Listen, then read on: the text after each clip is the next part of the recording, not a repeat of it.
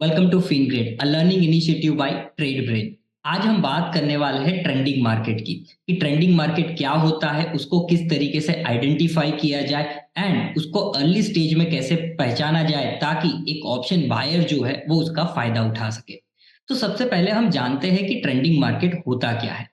तो trending market की ना बहुत ही सिंपल सी डेफिनेशन है कि ट्रेंडिंग मार्केट ओपन कोई एक छोर पे होता है और वहां से वो लगातार एक तरफा मूवमेंट आपको दिन के दौरान देता है, और अगर मान लीजिए वो तेजी की तरफ है तो वो दिन के हाई पॉइंट की तरफ जाके क्लोज करता है। अगर वो मंदी की तरफ होगा तो वो दिन के लो पॉइंट पे जाके क्लोज करेगा। मतलब कि जब मार्केट क्लोज हो रहा होगा तो वो दिन के लो पॉइंट की तरफ होगा, तो इसको कहते हैं ट्रेंडिंग मार्केट।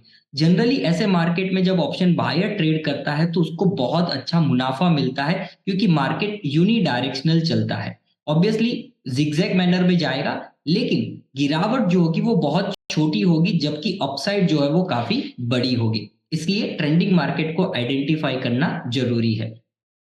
एक चीज का यहाँ पे जरूर हमें ध्यान देना रखना चाहिए, वो ये है कि कभी कभी ट्रेंडिंग मार्केट काफी एग्रेसिव होता है, तो वो फर्स्ट हाफ आवर मतलब पहले ही 3 घंटे के दौरान आपको अच्छा मूव दे देता है, उसके बाद थोड़ा साइडवेज भी हो सकता है। तो एक अच्छी स्विंग हमें मिल जाए काफी तेज वाली, उसको हम कहेंगे ट्रेंडिंग मूव। तो इस ट्रेंडिंग मूव को आइडेंटिफाई करने के लिए हमने 3 क्राइटेरिया को सिलेक्ट किया है। सबसे पहला क्राइटेरिया है प्राइस एक्शन का, दूसरा क्राइटेरिया है ऑप्शन चेन का, और तीसरा क्राइटेरिया है वीवेब का। तो इन तीन चीजों से हमारा ये सेटअप बना हुआ है। सबसे पहले हम लेते हैं रन पॉज रन। तो मैंने जैसे आप लोगों को प्राइस एक्शन में भी बताया, रन पॉज रन का मतलब ये मार्केट का बिहेवियर है। मार्केट भागता है, रुकता है और फिर वापस मार्केट भागता है। तो जनरली रन सेकंड रन जो होता है या फिर जो एक्सपांशन होता है वो ट्रेंडिंग होता है। तो एक्सपांशन के पहले पॉज होना जरूरी है। हमेशा एक पॉज होगा और उसी के बाद एक्सपांशन होगा। तो यहाँ पे क्राइटेरिया ये है कि हमें प्रीवियस डे एक रेंज बाउंड होना चाहिए, या फिर प्रीवियस 1 या 2 दिन, जितने ज्यादा होंगे बेहतर है। तो अगर 2 दिन या 2 से ज्यादा दिन अगर हमें रेंज बाउंड मिल जाए, नैरो रेंज के अंदर मिल जाए, और फिर वहां से कोई एक्सपांशन हमें देखने को मिले, तब जाके वो ट्रेंडिंग मूव बनता है। तो सबसे पहला क्राइटेरिया क्या हुआ कि मार्केट पॉज मोड में होना चाहिए, पिछले 2 दिन या 2 से ज्यादा दिन जो है वो रेंज बाउंड होने चाहिए। अब दूसरा क्राइटेरिया है ऑप्शन चेन का।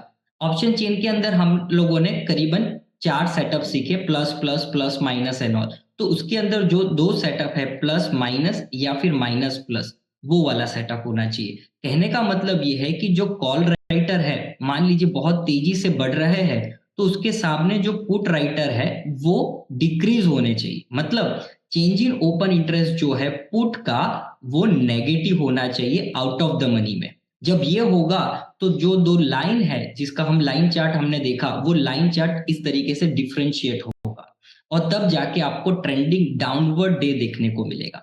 अगर मान लीजिए पुट राइटर ज्यादा इंक्रीज हो रहे हैं और कॉल राइटर की जो लाइन है इसके बीच में जब डिफरेंस क्रिएट हो रहा है, तो उस दौरान हमें ट्रेंडिंग अपवर्ड डे देखने को मिल सकता है। यहाँ पे कॉल के अंदर out of the money option में चेंज इन ओपन इंटरेस्ट जो है वो नेगेटिव होगा। अभी एक एग्जांपल के द्वारा आपको मैं बताऊंगा ताकि ये चीजें आपको और ज्यादा क्लियर हो जाएगी। यहाँ पे ये चीज ध्यान रखिएगा कि ये जो डिफरेंस है ना, वो पहले ही 30 मिनट के दौरान क्लियर हो जाएगा। क्योंकि अगर ट्रेंडिंग मूव आना है तो पहले 30 मिनट में आपको ताबड़तोड़ तेजी या ताबड़तोड़ मंदी के संकेत मिल जाएंगे। तो ये जो डेटा हमें देखना है वो फर्स्ट 30 मिनट के अंदर क्लियर हो जाना चाहिए। तो ये हमारा हो गया क्राइटेरिया नंबर 2।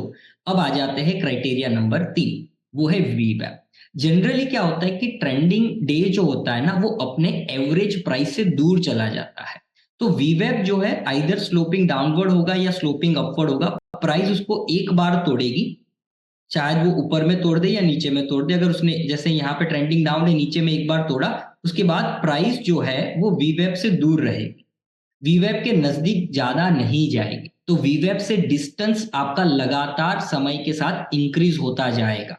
तो ये चीज हमें देखनी है कि वीवेब को सिर्फ एक बार क्रॉस करे, उससे ज्यादा वो क्रॉस ना करे। अगर वो वीवेब से एक से ज्यादा क्रॉस कर रही है पहले ही कुछ 1-2 घंटों के अंदर, तो फिर वो ट्रेंडिंग मार्केट नहीं रहेगा। तो वीवेब का 1 पॉइंट कंफर्मेशन हमें यहाँ पे मिलना चाहिए।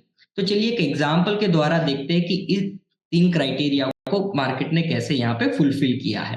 तो यहाँ पे मैंने एक एग्जाम्पल लिया हुआ है और ये एग्जाम्पल है निफ्टी का। तो निफ्टी फ्यूचर का चार्ट है 5 मिनट का, 4 तारीख का चार्ट है। अगर आप देखेंगे तो मॉर्निंग में मार्केट ने ओपन इक्वल टू हाई बनाया, मतलब खुला, वहीं से गिरावट, और वहां पे वीवेप को एक बार उसने तोड़ा। फिर अगर आप देखेंगे तो थ्रू आउट द डे वीवेप कभी वापस नहीं आया।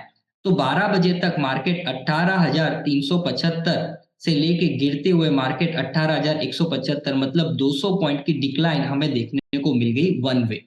जैसे मैंने कहा, मार्केट क्लोज तो दिन के लो पॉइंट पे ही हुआ, लेकिन एक पुल बैक आया। जनरली ये होता है, ऐसा नहीं कि हर दिन होगा, कभी कभी ये हो जाता है। बट ये 200 पॉइंट का मूव भी काफी बेहतर था पैसे कमाने के लिए।